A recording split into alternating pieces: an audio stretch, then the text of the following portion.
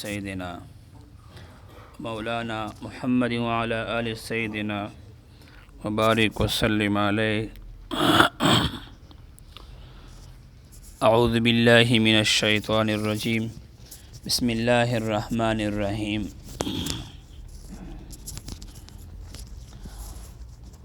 اول سفارہ دا سورۃ بقرہ لگیا دا اسی کلا کلا لخو موږ نه پیژو الله تاسو نه پیژو یو خبره وخایي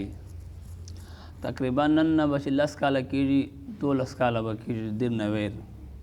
ما سره یو موبایل و دا څه ورته وایي موبایل نام خو نه ویر دا نوکیا کې څه شی یو موبایل مې و او نیټ مې تاړه غږ مې وکړو چې موبایل نه بند کو او چې ما الله اکبر کاو ما ته غنټې رااله आवाज ما ورته وکړو چې موبایل بند کو چې دا ټکه مې کاو ما ته غنټې رااله هغه وخت نه ما هغه موبایل ما مات که مخته مې قرآن ده او بیا چیرې موبایل باندې ما غنټۍ نه واورېدله تاسو د خپل موبایل زما ولې ویرېږي مانځه ته لا خو د لمونځ ده نه الله مو جومات ته هسې راتلک د خالي برای نام کنې موبایل سړی سره چې اول کله سایلنټ کی لای دکان چې شیر دی دا 8 منټه سړی قرآن شریف واروي طریقې سره لمونځ وکړي. الله فرمای ان الله لا یستحی ان یضرب مثلا ما بعودة فما فوقها. الله پاک بشک الله چې دا هغه حیا نه کوي مثال بیان دیو مثال دیوی مچۍ بیان لا دغه نه پاس الله قرآن مجید کې د مچیو بیان ها کړی دا چینګښو ذکر هستا قرآن یو مکمل ضابطه قانون ده شا چې قرآن چا واخسته فساد جګړې لانجې پانجې ختم ورور او ورور به ورور ګوان او ګوان به ګوان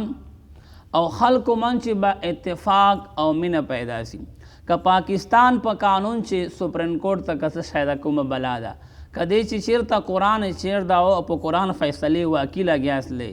بس قرآن امن درکوي. تاسو ته بل ما ویلو چې اخبار چې بیان راغله او پرون نه بل ورځ بیان ویل چې کومه جنکۍ په عیدت شي وي خاوند طلاق ورکړی که نه هغه سره نکاح جایز ده او دخته ګوره وایي سپریم کورټ اعلان وکړه نه خدای اعلان وکړه که جبرائیل امین اعلان وکړه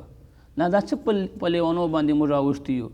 کله جماعتونه ړنګه وه او کله ګستاخ رسول آزاده وه او کله وایي طلاق ورکې دغه سره بیا ډایرکټ عدت چې نکاح جایز ده نو ګرام نه ده چې کوم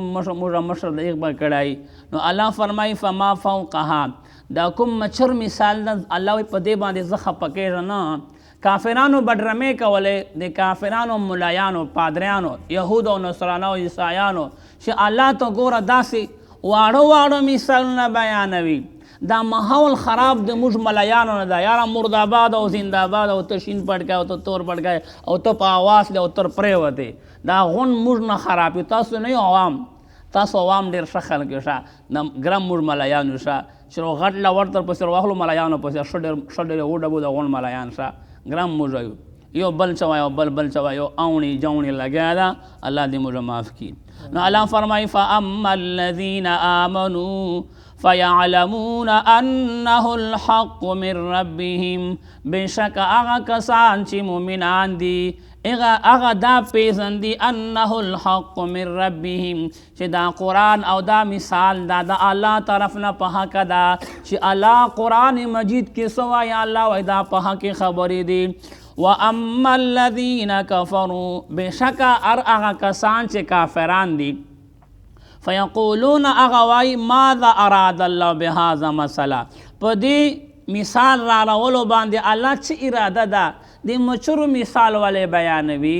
الله قرآن کې دا عرش بیان کوي یتیم بیان کوي کونډې بیان کوي غریب بیان کوي مالدار بیان کوي سود بیان کوي لمانځه بیان کوي زکات حج الله عرش مشت رفتار باندې شولی دي. الله فرمایي یضل به کثیرا ویهدی به کثیرا په دې مثال سره الله پاک وایي زه ډېر خلک ګمراه کوم او ډېرو خلکو د هدایت کوم وما یضل به الا الفاسقین نو ګمراه کوم مگر کسان چې فاسقان دي. فاسق چېته وایي فاسق هغه ته وایي چې له حد نه ورواړې شي. الذین الله وی فاسقان کسان دی الله ارشئی ینقضون عهد الله من بعد میثاقه چې ماتوي د الله وعده چې کومې الله سره وعده کړي دي کنه هغه ماتوي. الله سره مشترک وعده کړي دي. حضرت علی سیان فرمایي چې ماته هغه وخت یادېږي چې د انسانانو ټولو روحونه په شان د سرو میږو غوندې علمي ارواح ورته وایي. نو الله سوال په وکړو الستو بربکم قالوا بلا ای روحونو تاسو رب زایا ټولو په یوه جمع آواز باندې ورته ویله قالوا بلا الله ولې نه تی موږ ربې. نو هغه وعده چې موږ روحونو الله سره کړی دی چې الله ته مو الله او ته مو خالق او ته مالک او ته راضي کې الله دا کښلې ټنډه دا کښلې پزه دا به الله تا ترژدوم اتا ته بیداری به کوي. نو الله فرمای فاسق هغه ته وایي چې د ما وعده ماتوي. ویقطعون ما امر الله به ان یوصل او هغه شیان ماتوي چې الله دته د کوم شي حکم امر کړی.